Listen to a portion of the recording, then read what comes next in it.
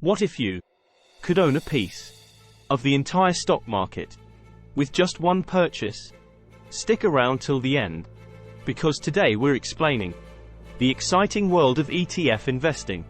I am talking about something that's as exhilarating as a treasure hunt. But before we dive into the ETF treasure chest, we have to talk about the all-encompassing stock market. Imagine a bustling marketplace, but instead a new hat, you're buying pieces of companies. You use a broker such as E-Trade or Webull and buy a share or multiple shares in a company. So if you buy 5 shares of Apple stock, you will own a very tiny portion of Apple. And if Apple as a company does well, your shares in Apple become more valuable. That's the stock market in a nutshell. Now, let's talk dividends. Imagine you own a piece of a company, and that company says, "Hey, thanks for believing in us. Here's a little something for your troubles." That little something is a dividend. It's like getting a thank you card with cash inside. So using the previous example, Apple gives a small dividend to its shareholders every quarter, so 4 times a year. Since you hold 5 shares of Apple, you will receive a dividend 4 times a year for each share. So, you may be asking, what is ETF investing, or the full name exchange-traded fund investing? Instead of just a single stock like Apple, think of it as a container of stocks that holds multiple companies, such as Apple, Microsoft, Amazon, Pepsi and Netflix, that you can buy in one go. It's like going to a buffet and getting a bit of everything. The first ETF was entered the scene in 1993, and it was called SPDR, often pronounced as Spider. It tracked the S&P 500 index, which is like the greatest hits album of the stock market. So to explain further, you may have heard of mutual funds. Well, ETFs are like mutual funds, but with superpowers. They trade on stock exchanges just like regular stocks. So, you get the diversification of a mutual fund, but with the flexibility of a stock. And guess what? They usually have lower expense ratios than mutual funds. You may be wondering, what are ETF fees? ETFs are managed by fund managers and they have typical business cost like any business entity. ETF fees are accrued daily. But don't worry, it means they are reflected in the daily price of an ETF. However, the fees are typically deducted from fund assets on a monthly basis. These managing fund companies charge ETF fees for operational expenses, such as management fees and marketing cost, and are deducted from the fund assets. Therefore, investors do not pay fees directly to a fund manager, and lower fees means more money in your pocket. Speaking of more money in your pocket, you can get free shares that could be worth thousands of dollars by checking out the links in the description. And if you like the video so far, like and subscribe for investment and entrepreneurial insights. Types of ETFs. Now, let's embark on our ETF adventure by exploring the buffet of options out there. Picture this. ETFs are like the Swiss Army knives of investing, offering tools for every financial job. First up, we've got the stock ETFs. These bad boys are the marathon runners of your investment portfolio, aiming for long-term growth. They're typically less risky than individual stocks. Then we dive into the world of commodity ETFs. Gold, coffee, crude oil. It's like a shopping list for pirates, right? But beware, it's not just about owning the goods. It's about knowing if you're investing in the actual commodity or just the companies that produce, transport and store the goods. Different factors can come with extensive tax implications and risk levels. Bond ETFs saunter onto the stage, reminding us of the mysterious allure of regular cash payments. But these cash payments may be a lower amount than other types of ETFs with higher dividend yields.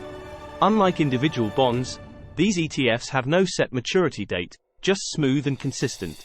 International ETFs bring a touch of cosmopolitan flair to your investment strategy. Foreign stocks are widely recommended for building a diverse portfolio, along with US stocks and bonds, and a typically less risky way to find and invest in foreign investments. You can get a culinary world tour for your money, without the jet lag. And sector ETFs? Well, they're the Hollywood directors of your financial movie, allowing you to invest in specific sectors like healthcare or finance. The US stock market is divided into 11 sectors, and each is made up of companies that operate within that sector. Often, these typically carry higher risk than broad market ETFs. So don't expect a blockbuster return every time. And then there's the grand finale, leveraged ETFs. Leveraged ETFs are exchange-traded funds that tracks an existing index. But rather than match that index's returns, it is attempting to double or triple your returns. Imagine your regular ETF on steroids, with a backstage pass to volatility and risk. If the S&P 500 ETF goes up 3% in a day, a leverage ETF could go up 6% in a day. Which could be great, but the inverse is when the S&P 500 ETF goes down 3% in a day, the leveraged ETF could go down 6% in a day. Hold on tight, it's a wild ride if you invest in leveraged ETFs. ETF Advantages and Disadvantages. Now, let's spill the tea on why everyone's buzzing about ETFs. First up, we've got the pros, and oh boy, are there plenty. Diversification is the name of the game. ETFs let you spread your investments like peanut butter on a sandwich, ensuring you don't have all your financial eggs in one basket. Diversification can help safeguard your portfolio against market volatility. If you invested in just one industry, and that industry had a really bad year, it's likely your portfolio would have performed poorly too. By investing across different industries, geographies and company sizes, you give your portfolio more balance.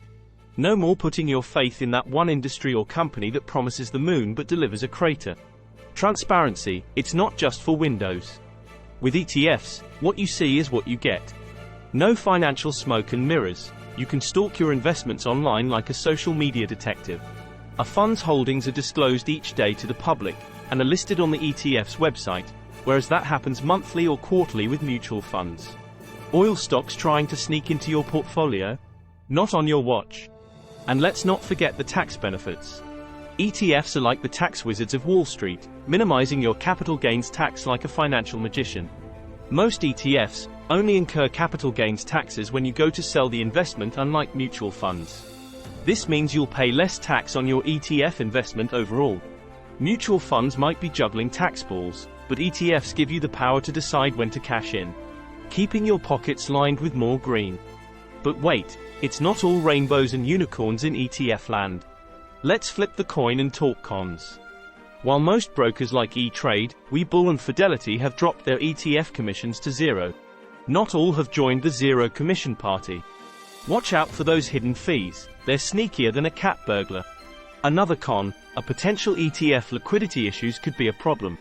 Less frequently traded ETFs might be hard to unload when the market isn't feeling generous. Imagine having a garage sale, but nobody wants to buy your vintage baseball card collection. And lastly, the horror movie twist, the risk of an ETF closing shop. The primary reason this happens is that a fund hasn't brought in enough assets to cover administrative costs. The biggest inconvenience of a closed ETF is that investors must sell sooner than they may have intended and possibly at a loss. It's like investing in a blockbuster film that gets canned halfway through production. You're left scrambling to sell your tickets, shares, before the credits roll, possibly at a loss. Talk about a plot twist. Now, let's talk about the different types of ETFs. First, we have the granddaddy of them all, the SPDR S&P 500 ETF, SPY. It's like owning a piece of the top 500 companies in the US. Then there's the QQQ, which tracks the tech-heavy NASDAQ 100. If you're a tech geek like me, this one's for you. For those who want to travel the world from their couch. There are international ETFs like the iShares MSCI Austrian Index Fund, EWO. It's like owning a piece of Austria without having to yodel. And for those who like shiny things, there are commodity ETFs like the United States Natural Gas Fund, UNG. It's like owning a piece of the natural gas market without the smell. Now, let's talk about some high-yield dividend ETFs. First up, the Vanguard High Dividend Yield ETF, VYM. The reliable grandpa of ETFs. It focuses on high-yielding, well-established companies. Current dividend yield is about a cool 3.34%. Next, the SPDR S&P Dividend ETF, SDY. This one is picky. It only includes companies that have increased dividends for at least 20 consecutive years. Talk about commitment. The current dividend yield is about 2.63%. And for those who like real estate, the Real Estate Select Sector SPDR Fund, XLRE, is your ticket to being a virtual real estate mogul.